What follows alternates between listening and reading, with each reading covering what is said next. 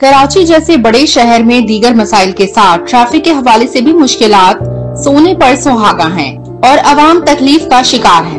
कभी सड़कों पर बेहंगम छोटी बड़ी गाड़ियों का इज़्तिहाम, बेहंगम तामीराती मंसूबे, तो कहीं शहर के टूटे फूटे इंफ्रास्ट्रक्चर की बिना पर होते अफसोसनाक हादसा, तो कहीं हैवी ट्रैफिक की वजह से होते भयानक वाकयात, जिनमें अब तक बेशतर कीमती जानें जिंदगी की बाजी हार चुकी हैं। एदाद-ओ-शुमार की बात की जाए तो तकरीबन कराची में रवां साल के इब्तिदाई 4 माह में मुख्तलिफ ट्रैफिक हादसात के दौरान 301 अफराद जाँ बहक हुए, जबकि हैवी ट्रैफिक के हादसात में मरने वालों की तादाद 96 तक पहुँच गई है। जख्मी होने वालों की तादाद 4000 से जायद है, जिनमें मर्द, खवातीन और बच्चे शामिल हैं।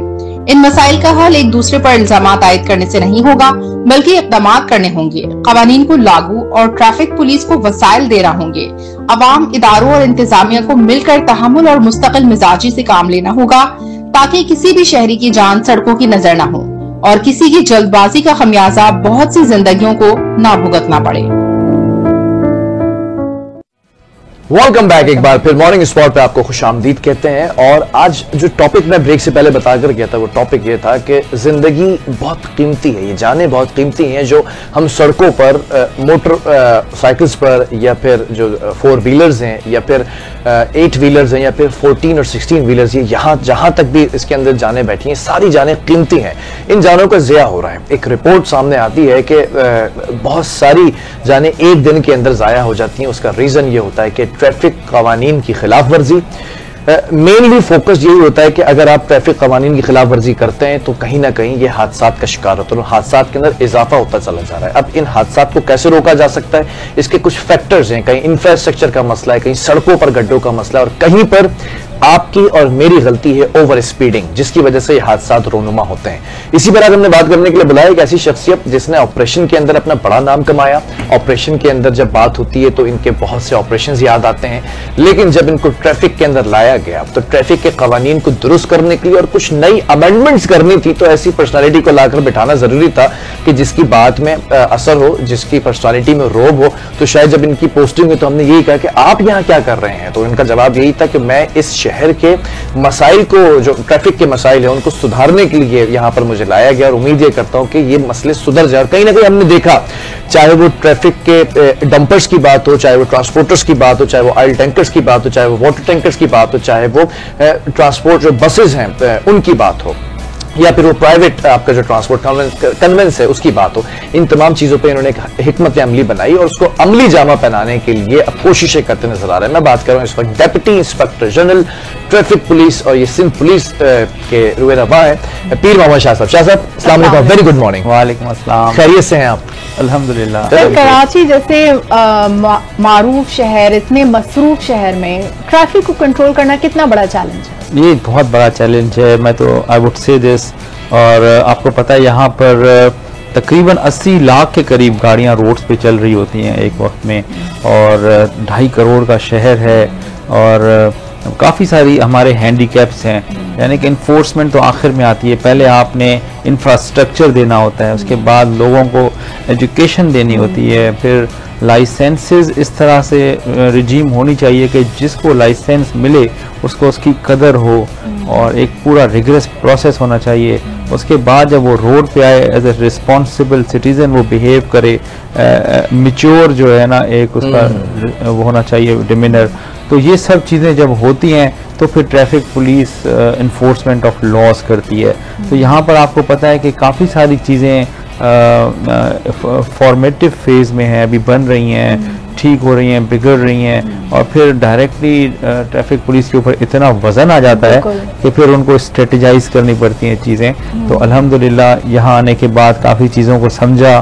सबसे पहला मसला क्या आया जब इस सीट पर बैठे, तो पता क्या चला कि आवे का आवा बिगड़ा हुआ है, या कोई एक मसला फाइंड आउट किया कि इसको सबसे पहले टैकल करूंगा मैं? देखिए, मुझे तो जब यहाँ पोस्ट किया गया चीफ मिनिस्टर साहब, होम मिनिस्टर साहब और आईजी साहब ने, और इवन एडिशनल आईजी, एक ही चीज़ इस वक्त के एक्सीडेंट्स, आपने कुछ ना कुछ करना है तो कर्ब द एक्सीडेंट्स, उसको कम करना है, देखना है। तो पहले तो मैंने जो मीटिंग्स की मुझे भी समझ नहीं आ रही थी कि ये एक्सीडेंट्स क्यों इतने बढ़ रहे हैं। फिर मैंने एक टीम तश्कील दी जिसका नाम था KRAT, Karachi road accident analysis team. उनको पहले मैंने ट्रेन करवाया NED से, और बाकी इदारों से वहाँ से फिर उनको मैंने स्पेशल टूल्स लेकर दिए और उनकी खुद भी मैंने ऑनलाइन ट्रेनिंग करवाई। और उसके बाद जब फील्ड में गए तो उन्होंने फिर बताया कि क्या वजूहात हैं जिसकी वजह से इतने एक्सीडेंट्स हो रहे हैं। फिर उन वजूहात को बुनियाद बनाकर एक प्रेजेंटेशन बनाई जो कि आईजी और फिर बाद में चीफ मिनिस्टर साहब के सामने प्रेजेंट की। और उसके बाद फिर काफ़ी बड़े फैसले हुए और उन फैसलों में मैं, secretary excise, secretary transport, DIG, DL, हम चारों बैठकर हमने कानून में तरामीम तजवीज़ की। और वो तजवीज़ात जो है ना हमारी सरकार के पास गई हुई हैं और इंशाअल्लाह किसी भी लम्हे वो उस लॉ की सूरत में इनेक्ट होंगी और फिर ग्राउंड पे वो इम्प्लीमेंट होंगी। लेकिन ऐसा नहीं है कि हम सिर्फ उसके उम्मीद लगा कर बैठे, हमने ग्राउंड पर अपना काम शुरू कर दिया है। ठीक है। तो अच्छा, एक सवाल है आपसे। जिस वक्त आपकी पोस्टिंग हुई तो उस वक्त इस कराची शहर में एक बहुत बड़ा मसला था। वो मसला ये था कि आम आदमी और डंपर्स एसोसिएशन या ट्रॉलर्स एसोसिएशन या जो दूसरे जो ऑयल टैंकर्स हैं, इनके दरमियान झड़पें शुरू हो गई थी कि हादसात होना शुरू हो गए। और हादसात इस नौयत के हुए कि एक पूरी फैमिली, एक हामला खातून वो ट्रक के नीचे कुचली गई और उसका शौहर भी उसमें जो है वो कुचला गया। फिर वो नौमौलूद बच्चा, उसकी पैदाइश वहां हो जाती है, उसकी भी डेथ हो जाती है। इस तरह के वाकयात ने बड़ा इसको हवा दी इस मामले को। तो आपने इस मामले को टैकल करने के लिए क्या स्ट्रैटेजी बनाई? सबसे पहले तो मैंने समझा कि ये एक्सीडेंट्स क्यों हो रहे हैं। उसमें दो मेन वजूहात थी। एक थी कि ये जो बड़ी गाड़ियां हैं, खास तौर पे डंपर्स, टैंकर्स, ट्रेलर्स, ये ओवरलोडेड होते हैं। अच्छा, ओवरलोडेड भी होते हैं, उनका कुछ टाइम मैनेजमेंट भी होनी चाहिए। और फिर उनकी जो है स्पीड ज्यादा है, ओवर स्पीड। अब एक गाड़ी है उसकी, अगर उसको वो डिजाइन ही 30 टन पर है और वो 80 टन उठा के चल रही है और ओवर स्पीड कर रही है, रोकना उसके सामने कोई गाड़ी आएगी तो वो तो कुचल देगी उसको। तो सबसे बड़ा मसला तो हमारा ये था। फिर ड्राइवर्स के स्टेट ऑफ माइंड, कुछ ड्राइवर्स हमने गिरफ्तार किए और उन्होंने बताया कि 24 घंटे से वो गाड़ियां चला रहे हैं। नहीं। अच्छा, कोई बंदा 24 घंटे तो नहीं कर सकता। ये जागने के लिए क्या करते थे? सुना है कि कुछ पीते पिलाते। अच्छा, ये जो है ना हमने अभी तक कोई डोप टेस्ट एज सच नहीं किया। जो सब्सटेंस अब्यूज टेस्ट है वो उसकी एसओपी परसों ही हमने उस पर भी काफी वर्क किया और तकरीबन 9 किस्म के सब्सटेंसेस जो कि अब्यूज हो सकते हैं वो टेस्ट में हमने डलवाए हैं। और हमारा जो है ना नेक्स्ट वीक से ये ग्राउंड के ऊपर हम तजुर्बाती बुनियाद पर मुख्तलिफ रैंडम टेस्ट करेंगे ताकि पता लगे हमें भी कि ये आखिर जो बड़ी गाड़ियां चला रहे हैं क्या ये वाकई नशे के असर में कर चलाते हैं या ये एक मिथ है। ये भी हम देखना चाहिए। हैवी व्हीकल्स के जो ड्राइवर हैं इनका तो डोप टेस्ट होना लाजमी है क्योंकि ये सबसे बड़ी रिस्पॉन्सिबिलिटी इन पर आयद होती है और उनका व्हीकल इतना बड़ा होता है कि अगर वो डिसबैलेंस हो जाए उनकी किसी भी नींद के इशू से या डोप की वजह से तो फिर तो वो मामला बिगड़ जाएगा। एक तो ये, फिर हमने इनकी एक हालत बहुत बुरी है गाड़ियों की। आप अगर देखें फिटनेस बिल्कुल आउट ऑफ ऑर्डर थी और उनके जो गार्ड रेल्स होते हैं जो कि साइडों से मोटरसाइकिल को पुश बैक करें अगर खुदा ना खास्ता कोई गाड़ी उनके करीब भी टायर के नीचे ना आ जाए, वो नहीं थे। फिर हमने उनको टाइम दिया काफ़ी। अभी आपको मैं बताऊं तकरीबन 8000 ऐसी हैवी गाड़ियां हैं जो कमर्शियल गाड़ियां हैं जिन्होंने ट्रैकर्स लगाकर उनका कंट्रोल हमें दे दिया हुआ है। अच्छा, हाँ, तो टोटल हमारी ना अगर आप फिगर निकालें तो ये 25,000 से ऊपर गाड़ियां नहीं हैं बड़ी जो कि कराची के अंदर चल रही हैं आउट ऑफ 80 लाख। तो हमने सिर्फ 25,000 पे फोकस किया हुआ है कि इनका स्पीड का कंट्रोल। 25,000 में से 8,000 आपके control, 30% you have done your work. Yes, और हमारा इस महीने के एंड तक हमें बड़ी उम्मीद है कि 100% पे हम पहुंच जाएंगे और जो गाड़ियां नहीं कराएंगी अगले महीने से वो 1 लाख रुपया जुर्माना है उनके ऊपर। अगर ट्रैकर नहीं होगा। ये मुझे सवाल करना है, आप एक यूनिवर्सिटी में गए, कराची यूनिवर्सिटी के अंदर, और क्रिमिनोलॉजी डिपार्टमेंट में गए और I am also the student of criminology department. Being a criminology student और क्रिमिनोलॉजिस्ट कि आप क्या समझते हैं कि ये जो स्टेटमेंट आया ये बड़ी आग की तरह फैल गया आपका ना, कौन कि हम लाख रुपए फाइन करने जा रहे हैं, तो आपको लगता है कि ये लाख रुपए फाइन या तो वो पे कर सकेंगे या फिर उसकी जरा वजाहत करें कि कैसे एग्जीक्यूशन होगी? देखिए ना, ये हमने ना चंद एक मखसूस वायलेशंस पे लगाया है। जैसे उसमें है वन वे की वायलेशन। वन वे की जो वायलेशन है वो इकदाम कत्ल में आती है। जो वन वे की वायलेशन कर रहा है वो सुसाइडल है और जो बेचारे आ रहे हैं उनको बिल्कुल अंदाजा ही नहीं है कि उनके सामने कोई गाड़ी आएगी और यकदम से कोई नमूदार हो जाए, उनके लिए तो वो अटेम्प्टेड मर्डर हो गया। ठीक है, ऐसे लोगों के लिए तो हमारे पास कोई गुंजाइश नहीं है रियायत की। तो उनके लिए हमने 1 लाख जुर्माना रखा है। इसी तरह जो अमीरजादे हैं जो काली शीशों से बाज नहीं आते, हाँ। जो है ना मुख्तलिफ लाइटें लगा के चलाते हैं, तो लाइट्स लगाई हुई होती हैं। एग्जैक्टली, तो वो अगर शौक पूरा करते हैं, पहले था 1200 रुपए का चालान उनका, तो दैट वाज अफोर्डेबल। अगर कहीं फंस गए तो फोन कर लिया, नहीं तो फिर पैसे भर दिए, और फिर आगे जाके नए शीशे लगा लिए, नई लाइट ले ली।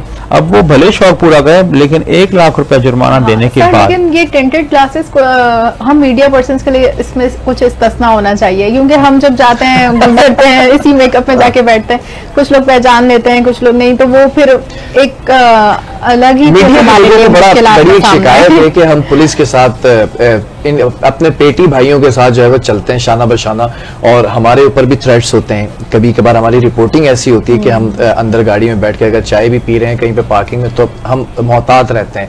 तो कोई इस्तिस्ना वगैरह कुछ ऐसा है आईजी साहब ने कोई ऐसी? देखिए, ऐसी तो फिलहाल कोई पॉलिसी नहीं है कि किसी के लिए भी इसमें एग्जाम्पशन हो। इंटरनेशनली देखें ना आप, कहीं पे भी आपको ब्लैक शीशे कहीं नहीं है, या पाकिस्तान में ये ट्रेंड हुआ है। लेकिन जैसे अगर कोई सेलिब्रिटी है या फिर कोई प्रोग्राम एंकर है, कोई ऐसा मखसूस चेहरा जो आवाम के सामने लगा ले, वो शेड इस्तेमाल कर सकते हैं। Yes, you can use the shade. अच्छा शाह साहब, ये फाइन के ऊपर भी आपका बड़ा जबरदस्त इक़दाम था, इसको कब से एग्जीक्यूट करने जा रहे हैं? ये हमारा इरादा है कि ना इसको मजीद इसको चलाएं एजुकेशन के तौर पे। पहले वार्न करें, उनको अवेयर करें। एक्चुअली ना हम फाइन करना चाहते नहीं है, हम चाहते हैं कि लोग जो है ना इन फाइन्स को देखकर अपनी जेब पर रहम करें। अपनी जान पे तो वो नहीं कर रहे, अब जेब पे तो कर लें। हेलमेट के बगैर आप मोटर बाइक चला रहे हैं, आपको यानी कि अपनी जान की तो फिक्र नहीं है, अब जेब की फिक्र शायद हो जाए। अब पहले था 500 रुपया जुर्माना, अब उसको 5000 किया हमने, सिर्फ और सिर्फ इसलिए क्योंकि एक जो हेलमेट है ना वो 1500 रुपए का अच्छा हेलमेट मिल जाता है, या 2000 का। तो अब आपके पास चॉइस है, 1500 या 2000 का हेलमेट लेके अपनी जिंदगी को बचाएं, या 5000 रुपए सरकार के खजाने में डालकर फिर 2000 का हेलमेट खरीदें। That's up to you. अच्छा, एक चीज थोड़ा सा आउट ऑफ द बॉक्स हो जाएगी, लेकिन you are connected to that department as well. Transport ministry की अगर बात करें, ट्रांसपोर्ट डिपार्टमेंट की अगर बात करें, तो ये फिटनेस लेटर्स वहां से मिल जाते हैं इनको। तो जब आपने इनकी फिटनेस इंस्पेक्शन करना शुरू की, सॉर्ट आउट करना शुरू किया मामले को, हॉट स्पॉट्स की फाइंडिंग के ऊपर जब आप गए, तो आपको क्या मालूम हुआ कि एक गाड़ी फिट नहीं, लेकिन उसके पास क्या लेटर मौजूद था फिटनेस का? एक्चुअली ना देखें, पाकिस्तान का अलमिया ये है कि जब एक चीज को आप ओवरलुक करते हैं ना, तो एक माफिया तौर पे ना की सूरत में लोग आ जाते हैं। अब जब इसको ठीक करने की ठान ली है सरकार ने, तो सब ठीक हो गए। हमारे बहुत ज़बरदस्त ऑफिसर हैं, अपना सेक्रेटरी ट्रांसपोर्ट उन्होंने जिद्दत लेकर आए अपने डिपार्टमेंट के अंदर। सब चीज़ ऑनलाइन हो रही है। हम जितनी गाड़ियां बंद करते हैं, उनके जो RTIs हैं वो उसको इंस्पेक्ट करते हैं, और फिर 15 दिन के अंदर गाड़ियां फिट होकर ऑनलाइन हमें दिख रही होती हैं। तो this is a big change, और आप देखेंगे कि अभी तो स्टार्ट है ना, it will take some time, यानी सब गाड़ियों को जब इंस्पेक्ट होंगी, तो ये 25,000 के करीब बड़ी गाड़ियां हैं हमारे पास, तो मे बी 2 मंथ्स और 3 मंथ्स। और मैं कोशिश ये करता हूँ कि जो आपने एक इनिशिएटिव लिया है, आप माशाल्लाह इस सीट पर बैठे तब तक ये, क्योंकि ऐसा होता है कि अक्सर एक DIG आके इनिशिएटिव लेता है, फिर उसके बाद उसकी पोस्टिंग कहीं और हो जाती है, फिर नया आता है, वो उस चीज को फॉलो नहीं करता। ये भी एक बड़ा अलमिया है। ये है हमारे ना ब्यूरोक्रेसी में, ये इनबिल्ट एक खामी है कि आप अगर एक जगह पर हैं, वहां से चले जाते हैं, तो ये नहीं होता कि आप उसको फिर लुक आफ्टर कर सकें। फिर जो नया ऑफिसर आता है वो अपनी सोच रखता है, तो इंस्टीट्यूशनल चीजें कमी होती हैं। तो लेकिन अब चूंकि हम इसको सारा ऑटोमेट कर रहे हैं, यानी कि इसमें डिस्क्रेशन खत्म कर रहे हैं, ऑफिसर के हाथ में नहीं होगा। अगर मेरी भी गाड़ी किसी ने सिस्टम ने पकड़ी, तो मुझे भी चालान भरना ही पड़ेगा वो 10,000 का। कभी प्रेशर आया डंपर्स की तरफ से, ट्रॉलर्स की तरफ से? क्योंकि एक लफ्ज है डंपर माफिया, मैं इस वर्ड के थोड़ा सा अगेंस्ट होता हूं, क्योंकि यहाँ पर बैठे और आपने काफी प्रोग्राम्स किया, हमारे साथ कोलैब किया है, जहाँ पे डंपर्स एसोसिएशन है, ट्रॉलर्स, ये भी इस शहर के अंदर अरसे दराज से काम कर रहे हैं, 30-30 सालों से। हाँ, अगर कहीं इलीगल काम है, कोई चीजें, तो वो इदारों का काम है कि उसको पकड़ते हैं। कोई थ्रेट आया, कोई चीज ऐसी जो आप शेयर करना चाहें कि हाँ इस चीज पे प्रेशर तो आया मुझे? देखें, वो ये है कि एक तो ये समझें कि जिसकी भी गाड़ी है ना, वो 2-2.5 करोड़ की गाड़ी है। बिल्कुल ऐसा ही है। कोई भी 2.5 करोड़ पे रोड पे रखकर माफिया नहीं बन सकता। हाँ, ये जरूर है, हम उनको आंखें बंद करते हैं और वो चलते रहते हैं, वन वे की पासदारी नहीं करते, ओवर स्पीडिंग करते हैं, ओवरलोडिंग करते हैं, उनके ड्राइवर्स नशे में, अगर तो ये तो फिर हमारी इम्प्लीमेंटेशन साइड का कसूर था या कमी थी। अब उसको हमने टाइट किया है। शुरू में ये जरूर हुआ था कि वो ये समझ रहे थे कि भाई ये वक्ती एक ऐलान है, और शायद पहले भी होते रहे और इस दफा भी हो रहे हैं। अब चूंकि 3 शायद वो ये समझ रहे थे, सॉरी आपकी बात काट रहा हूँ, वो ये समझ रहे थे कॉल जाती है ना इनके पास, हाँ कोई मसला नहीं है, ये डीआईजी 2 महीने से ज्यादा टिकेगा नहीं, आप अपना काम दोबारा शुरू कर देंगे, शायद इस तरह कोई मिथ थी। आई डोंट नो, लेकिन अभी तो आपने 2 महीने में चेंज कर दिया। हाँ देखें, मैंने आपको बताया कि आपने 7,000 गाड़ियां तो 8,000 गाड़ियां तो हमारे पास अभी कंट्रोल में है, बाकी भी इंशाल्लाह डेली बेसिस में मैं प्रोग्रेस लेता हूं। और जिनकी साइड गार्ड्स हैं या जिनकी बॉडी मेकिंग है, इट्स टाइम कंज्यूमिंग, एक गाड़ी को 10 दिन लगते हैं तैयार होने में। अच्छा, डेंटर के पास, यस। तो अब मैं अगर कहूं कि भाई 1 महीने में 25,000 गाड़ियां मुझे बना कर दो, तो ये भी फिर लॉजिकल नहीं है, प्रैक्टिकल नहीं है। तो उसके लिए हमने कमिश्नर साहब की सरबराही में, और उसमें सेक्रेटरीज भी थे हमारे, और हमने फिर ये फैसला किया कि इनको हम इनकी नीयत के मुताबिक टाइम देंगे। अगर कोई एक बंदा पूरे महीने में एक भी गाड़ी नहीं कराता और फिर भी कहता है कि सही टाइम बहुत लगता है, एफर्ट्स उसको चालान करेंगे और उसको हम फाइन करेंगे।